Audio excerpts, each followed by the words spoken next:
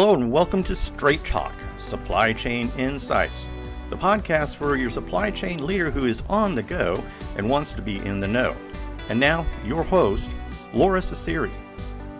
Welcome to Straight Talk with Supply Chain Insights. My name is Lora Cecere, and this podcast is designed for the supply chain leader who's on the go and wants to be in the know. And this series is a special one. It is focused on what would I tell my 25-year-old self? And today I'm interviewing Ben Massie of Lenovo. And Ben, first of all, congratulations on being a Supply Chain Student Meyer Award winner. It's been great to see the progress you've been making. But tell the group a little bit about you. All right, I'll start. I know we'll talk about 25 year. I'll start a little in the early part of my career. I went to Penn State for my undergrad, and when I was trying to get started my junior year, I wanted a co-op and an internship, and I wanted to do it in supply chain. And I must have not been very good at interviewing. I had 20 some interviews, no job offers, free ones I didn't get. Wow. And I interviewed, this is 2000, I interviewed for a company called Microsoft at the time. They were just kind of going through the antitrust stuff. It was a finance role. and I got that role. So I moved out there, and it ended up being an extended co-op. But what's interesting about how I started my career, that the reason I think it's insightful, is when I got there, I wasn't even really doing finance. They basically wanted me to become a software programmer and figure out, Visual Basics, SQL, build all these, basically at the time they didn't call them, Power BI dashboards, but it was kind of that kind of stuff. Connect all the data together so that we could manage. At the time, they put me in a physical Microsoft Press. They made books. So how do you manage the inventory? How do you track it? And that actually was a good springboard for my career, and it still is, and it's relevant because knowing how the data comes together in all this complexity was an incredibly valuable skill that I didn't realize was going to be so valuable. I thought at the time I was going to be a programmer, but supply chain wasn't it. But anyways, I went on and did supply chain at IBM and grew my career in planning, which was analytical. And about 10 years after my career got into it, I got into a customer facing role. And ever since then, I've been a lot in the firefighting and front lines of dealing with difficult situations, the hard problems, I guess. And in 2014, Lenovo acquired IBM server business, and I moved over to Lenovo. There were 1,600 people in the supply chain that got acquired, and there were 17 executives. I was a new executive.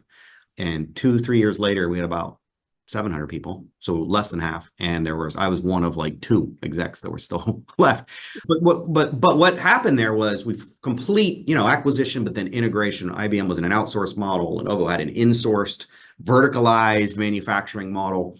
Really, over the last 10 years, our revenue has gone, the division I run in servers has gone from 4 billion to 17 billion. So it's a hyper growth model. And of course, in the last 5 years, most of that growth has come through all these changes, external, geopolitical, COVID, chip shortages, and the myriad of lists.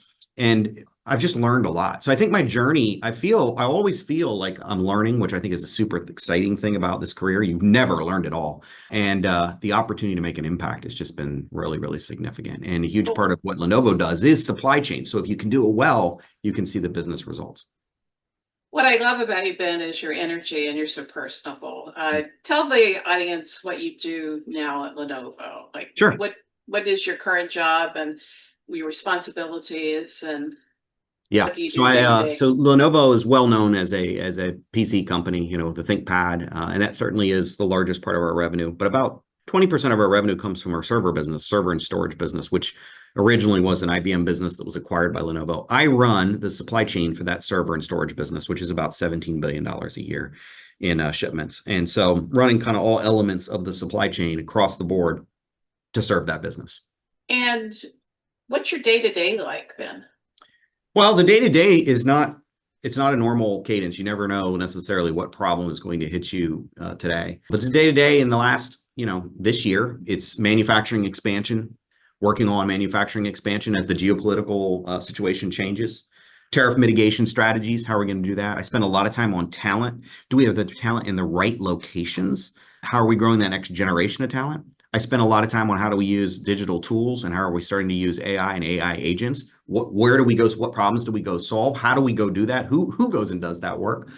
I spend a lot of time on the operational stuff. What's the demand plan? What's our supply commits? Where's the gap? What extra old slow inventory do we have? Who's got the ball? Making sure there's owners for all of it and kind of coordinating all of it. So I think one of the really interesting things about a supply chain role like that I have is the number of different hats I wear. Like I look at my day and I've got 25 different like areas that I'm going to be coordinating, orchestrating, giving out actions, following up on actions, customer facing, supplier facing, internal politics facing, business case jotting, execution, the number of different things and skills that you have to do. It's exhilarating. I feel like the like I mentioned earlier, the growth and learning is, I always feel like I'm behind, right? I'm behind, but I'm really not behind. But you never feel like you're ahead. If you feel like you're ahead, then you're wrong and your supply chain is about to have problems. That's the fun part about supply chain is that it's always changing and Yeah. that we always need to stay on the front foot and learn. So let's talk about the 25-year-old Ben. Yeah. Where was he? What was he thinking? What would you tell him? Yeah. So the 25-year-old Ben was semi software programmer and semi supply chain planning analyst. I'd been at IBM 3 years. I had a plan to go back and get my MBA, which I did do at year 5 and 6. I went back and got my MBA at night. So I knew I wanted education, but I kind of thought my career path was like business transformation or an IT specialist type, data and analytics. Big data was just kind of starting. I thought that was maybe where I was going to go. But I kept getting pulled to the supply chain side of things because a lot of times you could do all that, but if you really wanted to create really good models or really good automation, you really had to understand the business processes and what data was really being used, and then who was going to use it and what decisions would they make and how do you plug it in. And so I at that time, I'd started to immerse myself a lot more in the supply chain processes and the planning processes. And it was really at that point, my 25-year-old self, where I started to transition to like, I was making a lot of the planning recommendations, and they were like, well, you just need to run the planning meetings. And I shortly after became like the first line planning manager. But what I didn't know at that time, which I think is a little bit of your question, that I didn't know the rest of the rest of the journey would be quite like, is the fire. I think the paradox in the supply chain is, if you really want to be impactful and you really want to grow, you got to like throw yourself into the fire, and you got to be super comfortable being uncomfortable. And that's because where all the action is happening, it always feels like this is a disaster. But the whole reason you're there is to take that disaster and turn it into an opportunity, because a lot of your competitors are dealing with similar disasters. And it's who can take that and problem solve, and who can take all the complexity, who can take hundreds or not thousands of people and align a chain in a certain way to execute in a way that operates. But that comes with pain and being in the fire, I guess. So if I told my 25-year-old self, I'd say, don't stress out so much about being in the fire. That's how, if you want to be in this profession, that's gonna be life. And don't stress out about things being broken. They're gonna be broken. That's your job to fix them. I think I'd have saved myself a lot of sleepless nights. And I say that to my 25-year-old self, but I also say it to my 46-year-old self now also. So, but it would be good advice, because I think it's just the nature of what we do. And it's exhilarating. I mean, who gets to work on the problems that are at the center of the news that are making history every single day? You get to. But that means you're in the fire. Yeah. That's a great thing about supply chain, is so dynamic and ever changing. And, if we are open to the outcome, then we can learn from that. And great part of your story is that you learned about data, and you learned about programming, and you learned about multi-role processes. And now you actually coach people coming into supply chain, right? Yes, very much so. Spend quite a bit of time on that, because that's kind of fun. I mean, that's the fun part of the job, but it's also, I feel like, people who are just starting in supply chains have actually a lot to offer, because if they have a skill set around tools and data and stuff, which a lot of people who are early career actually have that, they can contribute. And once you start contributing and getting sucked into the processes and the data and what it all means, you start learning. And then that skill is a good skill to have. You've contributed, but it really leads you. So, maybe I try to put too many people through my own personal journey, but I do think that a lot of early career people, I want my focus on them is get them contributing, and they can usually do that with the tools and the data. But if they're in school now, what would you tell them? To do, to prepare to be a better contributor when they hit your front door? Well, I we give you a number of things. I mean, I think a lot about supply chain is there's economics. I think it's important to understand economics. because in our roles, you kind of have to be a mini economist. So I actually think that's something I tell them, like, understand economics. I think learning a little bit of how tools work, whether it's programming or just how to really use some of these tools that you're going to be using, like a Power BI or even just old-fashioned Excel, like do some of that so that you have something to offer. When you're in your career, a lot of times it is an economic transaction also. You want to be able to contribute something, and then other people bring you in, coach you, mentor you, and it's this trading. So, but those are useful skills. I mean, also, obviously, how you collaborate, how you work with other people is a skill that I put yourself outside of your comfort zone. I guess another thing I'd say is go get a job that puts you outside of your comfort zone when you're in college. That puts you, maybe if you feel like working with other people is a challenge for you, got to put yourself in that, because in supply, you're a chain, which has lots of people in it. So you've got to be good at that. You got to be good at getting, when chains don't work together, it's usually the people aren't working together well. So you got to have people that can work with other people and, put yourself in that. So that's a little bit of the advice. And then the mentality of, taking on the challenges. You got to be somebody that wants to be doing that. If you don't like problems, if problems stress you out, it's probably not the profession for you, because it's all about fixing problems. Yeah. And it changes every day, Yeah. right? Yeah. Yeah. So Ben, how about learning from success and failure? The 20 years that you've been there, what are your biggest learnings? Always in this, I would say, maybe some other people would disagree, but I really think the real learning comes through failure a lot more than success. But what I also find is in the supply chain profession, you have an awful lot of opportunity to take failure and turn it into success. And that is an incredibly exhilarating thing. And it's rewarding. And it's not rewarding because you did it.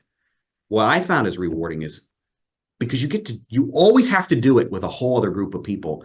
And there's a sense of camaraderie that I see in the supply chain profession that I don't see in a lot of other professions.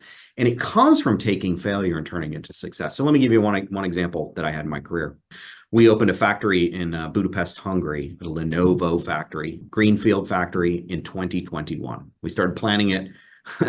I think we got our first planning session done in January 2020, and then COVID happened. And then all through that, the planning, the business case, and we didn't get like business case sign off until like December 2020.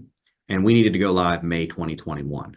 And man, it was a rat race to get there. It was crazy. One thing of failure, we overcommitted, right? We can't get there in May 2021 and have it actually in the middle of COVID, when you have, people that you need to bring in from Asia and other places, and it was hard to get in because of the controls. And so we opened that factory in the May and summer of 2021, and it was an utter disaster. We didn't have count of our inventory. We have a lot of parts complexity in our business, and the parts pulling through our warehouse management system didn't work. We didn't know where parts were. So, it was about a month into it. Of course, I'm over there, right? Quite a bit. And you're just dealing with an absolute chaos. And the pressure is like we were getting out of our contract manufacturer, and our contract ran out in August. So we weren't going to be able to support the Europe business. And we could have maybe done it from another factory, but it would cost so much. This is a little existential. So it gets that pressure, like thousands of people's jobs and careers, not just yours, right, are kind of on the line here, because you can't sell anything, you can't execute, you can't operate the business if we can't get this factory going. So it was a failure. There are lots of reasons for that. As I looked at it, it was like, we should have seen that these things weren't right. Should have spotted these things sooner. We had all these project meetings. Why did we not identify these things at a time? But when you're in the middle of it, what you really got to, and there's a natural human thing that's going on right there. Everybody, when it's not working, it's getting worse, because they're thinking, this is coming to me. And they're working to find how it's somebody else's reason that and that starts to happen. And what I find in that is, you get on, and you got to update everybody, right? And everybody's just like, how could you guys screw this up? You're on your own phone. I'm working. You're not at home with your family all summer. You're on the phone, like explaining why you're failing. And then you're walking out and you're having people virtually shooting at each other who need to be working on this to fix it.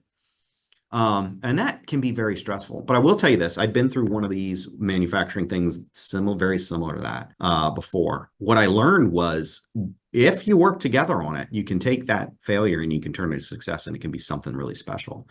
And I remember looking around me at the time, this is the summer of 2021, and it's like we're all my job was really get everybody aligned around what the problems were and start working together. Stop blaming. Can we get 50 units done today? Can we get 100 units tomorrow? Going through the parts list, being down on the floor, leading side by side, arm in arm with them, right? Right. Going through a 6-hour meeting of how are we squaring up clear to build so we can build something. And going through that with people is, again, there's an exhilaration. I looked around at one point and in the room, there was like 16 different nationalities. And in our world anymore, I kind of wonder, like, how many more opportunities am I going to get where you've got 16 different nationalities all working on one goal, get this factory up and going. And that's exhilarating. And we did get up and running. And a year and a half later, it became the employer of the year in Hungary. 1,000 people have a job at that factory because of our work to get it ramped. We've shipped somewhere between $8 to $9 billion worth of goods in the 4 years since that disaster. But man, it was a failure. I mean, it was a failure. It was a potentially, I thought, career-ending failure for me and maybe other people. And there was a lot of pressure and it was stressful. But it's also, now I look back at it, as probably one of my highlights. So, and the people that I worked with on it, I mean, there's a bond with those folks that you can kind of do anything. I want to work with them on the next project because you build up a sense of trust and camaraderie. So that's one. Yeah, when you work with the people in the trenches, you Right. get that bond, and I find that in supply chain teams. Yeah. Well, Ben, you've been very gracious with your time. Let's wrap up. If you had one thing that you were going to tell a young professional coming into supply chain, what would it be? What I say when I do talk to young people, I say, look, there's in my career, there's 3 things I see that every human being really wants. Everybody wants to work on something bigger than themselves. Everybody wants to work on it with people that they care about, and everybody wants to contribute. And I don't know that there's a better place than the supply chain to do those things. And it's going to be hard, but anything good in life is hard to do. So the number one thing I say is to embrace it, because you will, if you do, and you throw yourself into it, you will exhibit those 3 things, and the work you do will matter, and you'll have meaning, and you'll have relationships in your profession that are more than just relationship in a profession. They're warm and friends, and you can contribute. You can see the impact that your work makes. And I encourage people to do that. And you've got to go through the hard stuff, though, to really experience that. But there's no other profession, I think, that can give you those 3 things that every human being wants so much than supply chain. So that's kind of my sales pitch, but I really genuinely believe it. But to get there, you've got to work. I mean, it's a hard job. You do work. Most of these are global, so you work around the world, but that's got a beauty in it also. But the work you do has some stress. That's because it matters. Well, thank you. Yeah. I love learn about data, learn about process, learn how to work with people. I also agree that it's one of the few professions where you get to work with global teams without a lot of the geopolitical issues to do something that matters for people. Yeah. Congratulations again on winning the Supply Chain Admire. I'm hoping to write your case study. All right. And good luck, and thank you for the interview. All right. Thank you, Laura. It was a pleasure. Take care.